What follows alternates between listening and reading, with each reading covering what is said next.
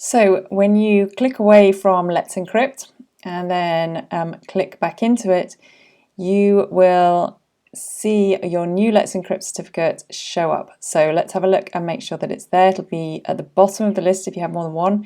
Here it is, freedomrunning.co.uk, and it says that it's active, which is fabulous. That's all we needed to know.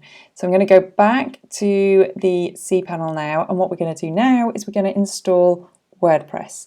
So I'm going to click on the auto installer. Now this is such a straightforward process. It sounds scary, but it's not. It used to be that we had to do it manually, but now we have literally like a one-click install. So we can go ahead and click on install now, and you can choose your protocol. This is why I wanted to make sure that you had your SSL certificate installed first, is to make sure that you can use HTTPS. It's really important to make sure that you're using this because Google is going to rank you accordingly. If you don't have one, you're going to get penalized.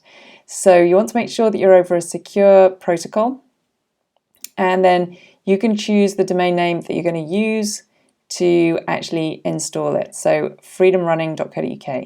Your list, you might only have that one domain.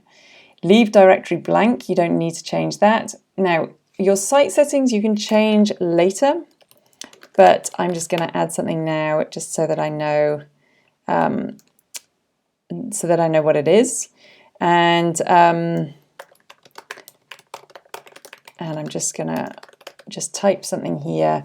Once WordPress is installed, you can change all of this, and here SiteGround has automatically generated a username and a password. Now you're not going to like what they generate because they're really, really ugly, but I would recommend that you stick with them just because they're difficult for someone to hack, they're difficult for somebody to guess.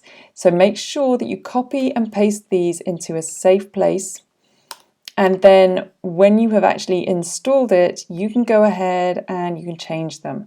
So I'm just going to copy these somewhere safe, and then I am going to change this because I'm not yet using an email address associated with this domain. I'm just going to add mine in here, and then I'm just going to leave everything else exactly as it is, and I'm going to click on install, and it'll take a few moments. And once it's installed, what we want to do then is copy the URLs that it gives us, and I'm going to show you something in a moment just to make sure, because it's an easy mistake to make. But basically, when you are copying the URLs, you want to make sure that you actually click on one of the links first, and I'll show you why.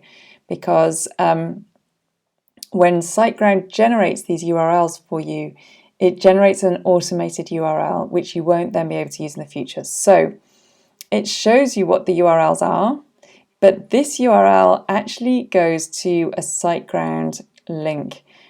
So what you want to do is, you'll know this one already because it's your domain name, but you want to actually click on this link here. It'll open up in a new tab, and you'll see it goes to a secure UKM. This is a SiteGround URL.